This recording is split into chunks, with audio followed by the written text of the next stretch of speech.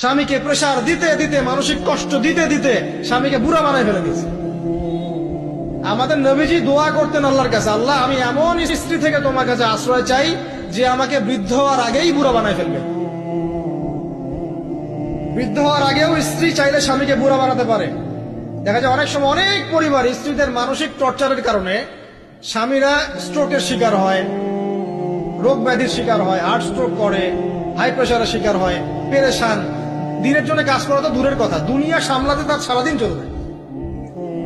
এই নারীরা কি হাজারা আলাইহিস সালামের মতো?